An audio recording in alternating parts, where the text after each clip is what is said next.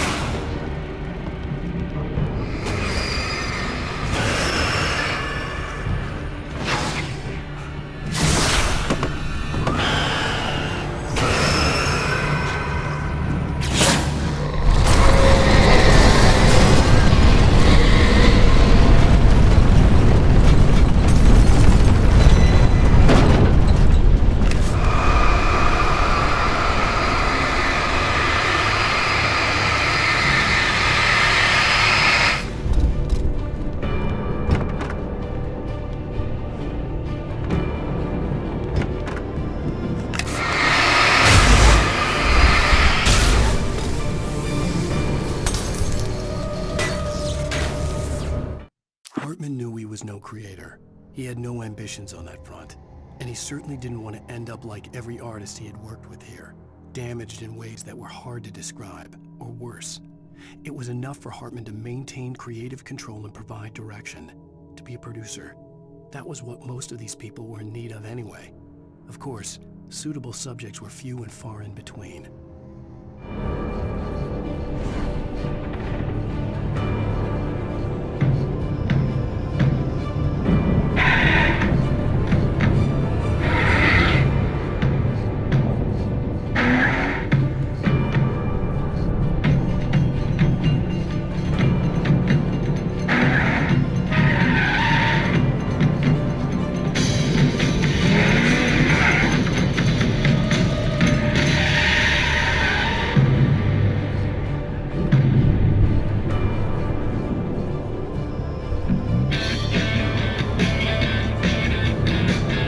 Want access to thousands of applications?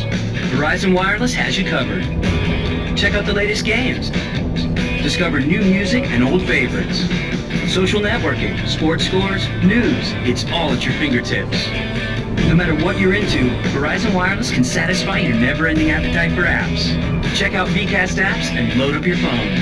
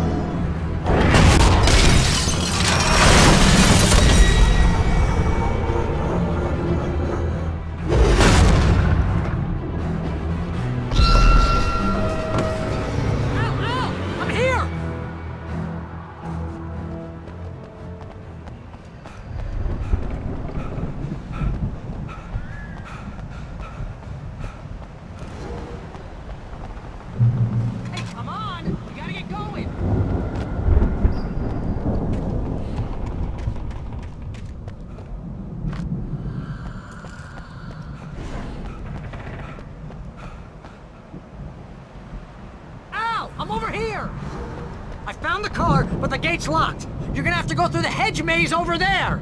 Barry, I don't have a light. Take this, Al! Oh, God!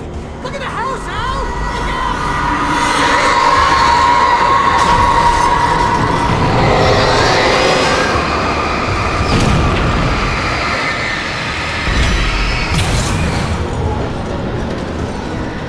Oh, geez, Al! The house looks bad! Let's get out of here!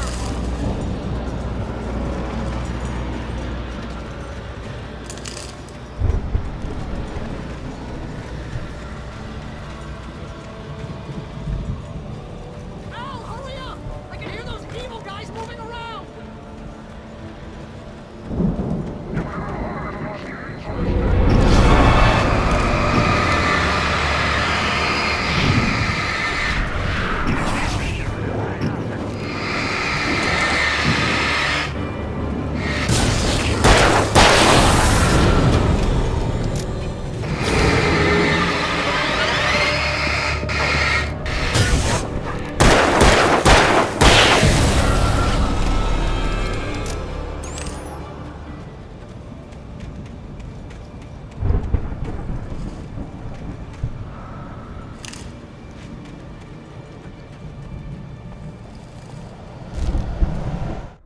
I stared at the Viking paraphernalia that littered the area, surrounding an unlikely centerpiece. A full-size stage complete with an impressive sound system with all the trimmings, including a dragon. It took a special kind of crazy to build something like this in a remote field. When the sky split open with a deafening boom and the music started blasting, it felt strangely appropriate.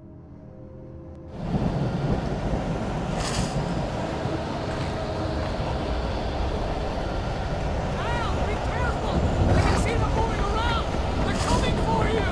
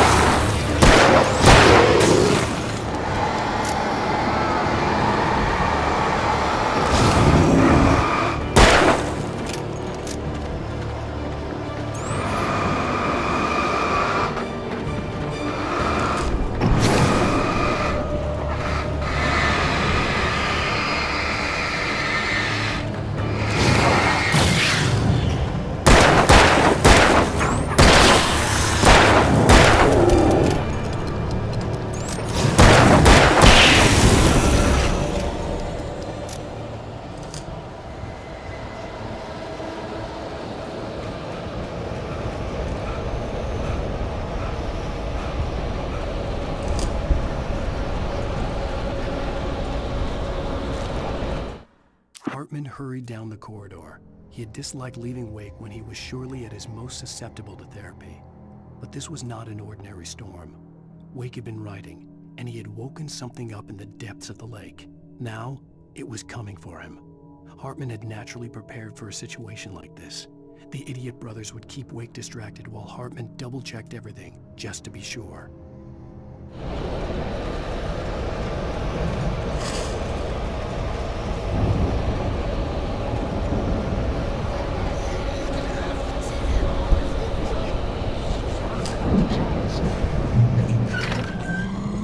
On the channel, we turn it off.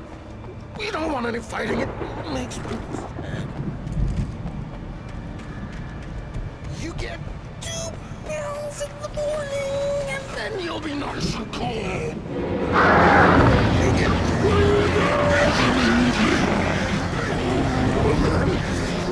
you'll sleep like a baby.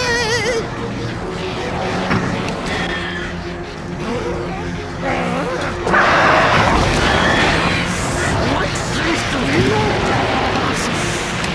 That way we don't have any trouble, and I don't have to poison you.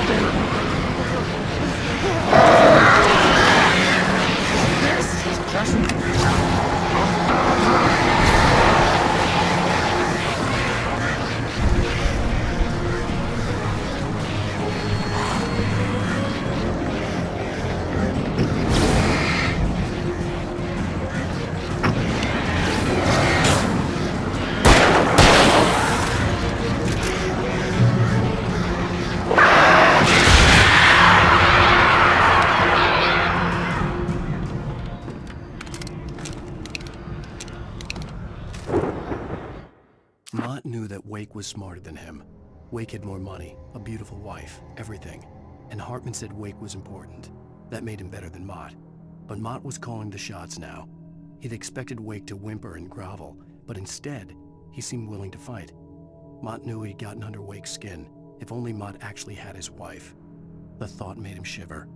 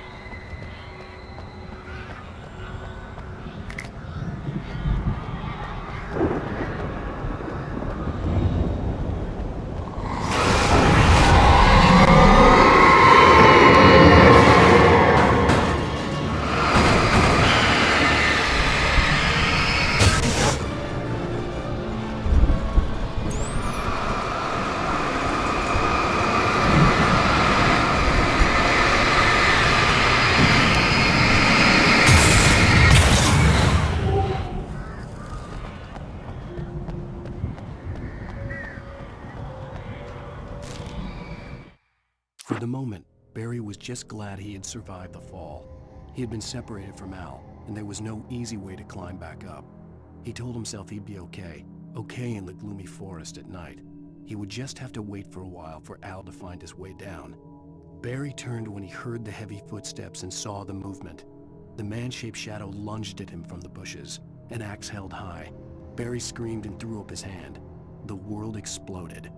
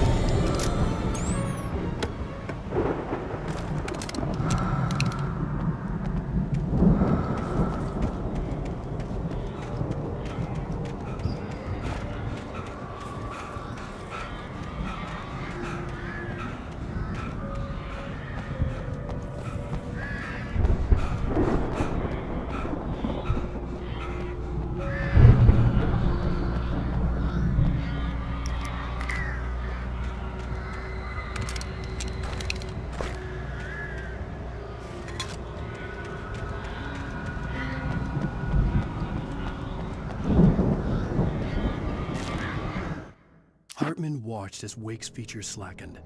The man was bullheaded, no doubt. Even lying on the bed, he'd almost broken Hartman's nose the second time. But with a little time, he could break Wake down, give him proper direction. Wake was easily the most promising subject he'd had. Well, since Tom, really.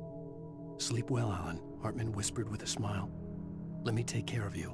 He sniffed hard to clear his throbbing nose, swallowed blood, and barely tasted it.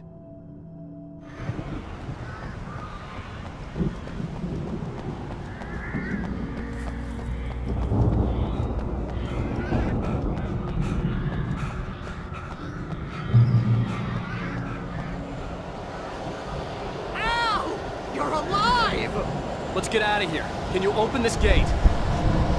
Maybe. Barry! Well, I slammed it shut when the nasty showed up, and the key fits kind of loose in the lock, so, Barry! I'll find it, don't worry about it!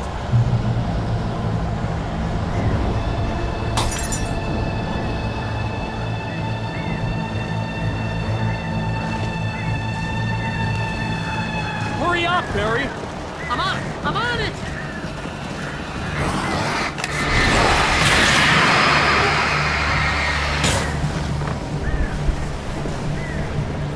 It's gotta be here! Just hang on, Al!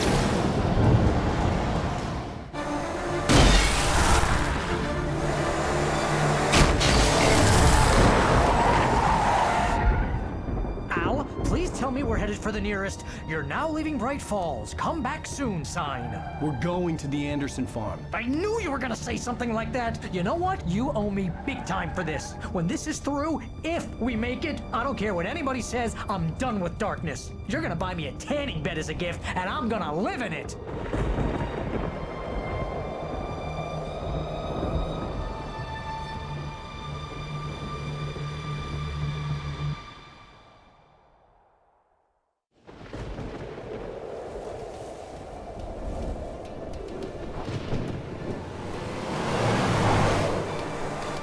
I'm crazy, but that's fine, Barry. Oh, you got that right, Al. You're barking mad. You are by far the But craziest... maybe that's inevitable when you deal with crazy stuff like this. It helps. This is happening, Barry. Alice, they never had Alice. She's trapped in the darkness at the bottom of the lake, but she's not dead. Al, how can you know that? I know, Barry. I can... Al, No, listen. I can bring her back. I can find her. There's something special about this place. The lake, it does something to the works of art created here. It makes them come true. But there's a catch. The dark presence, whatever that thing is, twists it to its own ends. That's why all of this is happening. It's using my manuscript to take over everything. Al, I believe you. It happened to Thomas Zane before, it happened to the Andersons. I believe you. Crazy or not, you're not delusional. Weird shit's going down. That's a fact. I'm on board, man. I'm with you. The Andersons knew about it, but they were too far gone to tell me with all the drugs they were on. But they wrote it down. There's a message somewhere at their farm, Barry. We just need to find it. Look out!